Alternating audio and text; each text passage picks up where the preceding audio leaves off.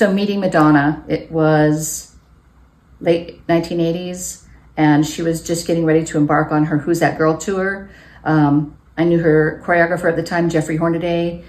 I asked Jeffrey, was she going to use a stand-in for this tour? Because I know Michael Jackson used to actually hire all his lookalikes when he would tour and kind of use them to stage and set things. Jeffrey said he wasn't sure, but to just come up to the audition and just audition as a dancer. And so we went to Debbie Reynolds' dance studio. There were so many dancers in that room. There were just lines of dancers. I think it was an open call from my memory. And so we were taught a pattern from a choreographer.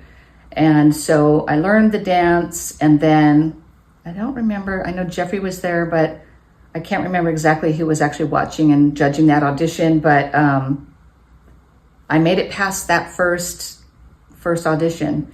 And so the second part of that was to be later that afternoon, and they were going to actually bring in Madonna for that second half. And I hadn't met her face to face at that point. I had just finished the True Blue contest, so she saw my video as Madonna, but who knows if she ever made a connection that was me at the audition.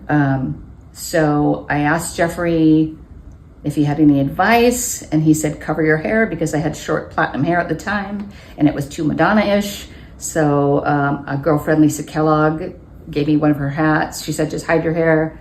And so hid it, and great dancers were in that callback. I remember Lisa Kellogg and Marvin, some of the street dancers. And so a couple hours later, they gave us each a number and just said, wait for your number to be called and come out and freestyle for Madonna. And so here she comes into the room, and she's just glowing, effervescent, gorgeous woman. And no makeup, just casual. And so she sits behind this big table with Jeffrey and some other directors. And then everything just became like a blurry dream, because I don't even know what happened.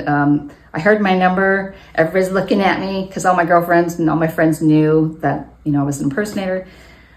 They called my number, and I just remember locking eyes with Madonna and just making sure she was watching me, because she didn't watch everybody. So she was watching me, and I was like, hell, what is happening here? So I'm freestyle, dancing, probably going into some really jazz, kickball change, corny choreography. And so then I'm spinning and I'm doing a little chaîné, and all of a sudden my hat flies off, and then everybody in the room is like, oh. And then I put it back on my head, and I looked at Madonna and I said, I'll dye my hair. If you pick me, I'll dye my hair. And I guess she didn't hear me, because she looked at Jeffrey. She goes, what did she say? And who knows, whatever. So after that audition, I believe it was the conversation where she was talking about a street dancer, looking for the best street dancer in LA. Marvin had said to Madonna, that's Shabadoo. So that's how that thing came about. But Shabadoo wasn't there that day. I got to go up and talk to her after the audition and shake her hand. And she had my Madonna headshot in her hand. And I was like, I thank you so much for allowing me to be here. And if you do use a stand-in for anything, I would love to be considered for that. And she said, thank you very much. Super cool. And it was a really pleasant experience getting to meet her face to face after all the years of just dressing up and admiring her and just wanting so bad to say thank you to her, because I owe her so much for everything that she's done for my life and all the doors she's opened for me.